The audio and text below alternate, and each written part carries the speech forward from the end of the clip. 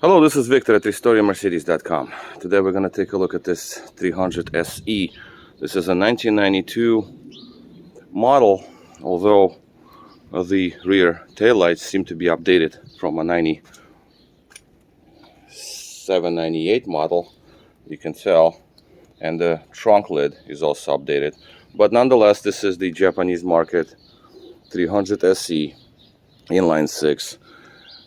No third brake light, old school Hirschman antenna, which is broken. You know, this thing is just stuck. I don't know what's going on there. This car is super basic. It does have a backup aids, but it has no third brake light, of course. Has no sunroof, as you can tell. There is no keyless entry. It's just a key, like that. There are no windows here for the infrared. Other than that, it's pretty much the same as American version. 600 grill was added, it appears to be. Wipers on the headlights are present, which is interesting. Well, obviously there are no cutouts on the hood here like V8s, V12s would have, but this is what it is. Now, what needs to be done with this car is that the instrument cluster failed, and we need to put it back in and test it after repair. What else is interesting here? We have no memory on seats. All right, cannot use that. These little things, you don't want to use these because the pump can burn out, door lock and pump. Anyway, so there is no memory on both seats, and pretty much all standard setup as you would see in the regular S-Class. Oh yeah, the rear shelf has only 2 speakers, 2 woofers, and here in the rear door we have absolutely no speakers at all. So like I said, sound system is also different from the regular US version vehicles. You know, it's unusual kind of thing. Oh yeah, there is no soft close, by the way. This one absolutely has no soft close. The trunk, what's going on here? Trunk didn't open. I guess there is a leak somewhere. So now this car has no soft close. As you can see, the lock itself is not a soft close lock. It's just, you know, the hinge. So, but the handle is present. We have the handle. Now what we're going to do is we're going to install an instrument cluster and check it out. We'll talk about it in a quick minute.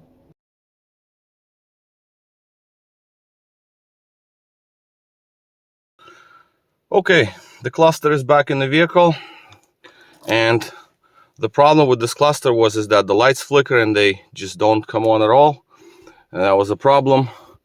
I have to also check up on the clock in a minute. Well, we'll get to that. All right, so the lights, obviously the needles don't move. There was only one that used to work. Well, that's the temperature gauge that used to work. There's no fuel level, that didn't work, and the clock was messed up, and the warning lights wouldn't work. There was just one, I think. And the odometer didn't work. The backlight for the outside temperature display didn't work, and the clock was actually going too fast.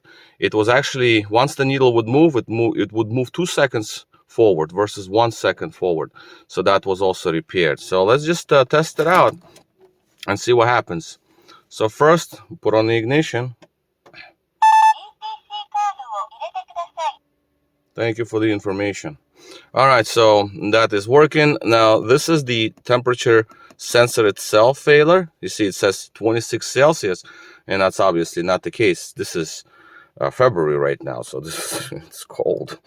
But we have a fuel level, we have all the bulbs, the clock. As you can see, I'm recording this video for a little bit, and it just went over by 1 minute, not much. And the odometer itself, so let's just zero this thing out.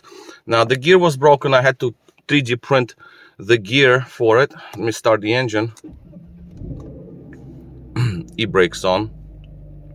I had to 3D print the gear so I can put it in there so the odometer would start reading again. And now we're going to actually go for just a quick drive up the street, and we look at the odometer, see if the odometer starts counting. Oh yeah, this is another thing that this car has that was added. The ceiling lights. Like night star ceiling sky, yeah, whatever. This is like night sky stars, whatever the name for this is. That's pretty cool actually. I like that. Quick touch. Very, very clean car actually. Very nice. Yeah, of course you can shut it down, but it's like you can see in the rear view mirror, you can see some.